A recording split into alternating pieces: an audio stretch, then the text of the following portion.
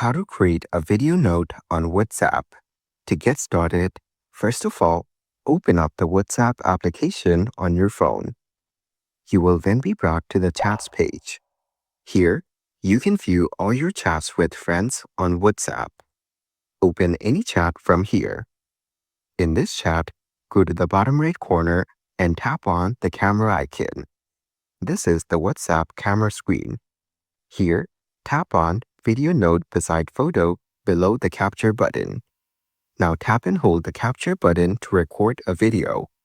Then, tap on the Send button at the bottom right corner. You have now successfully shared this video note in this chat. Following these steps, you can easily create a video note on WhatsApp. Thank you for watching.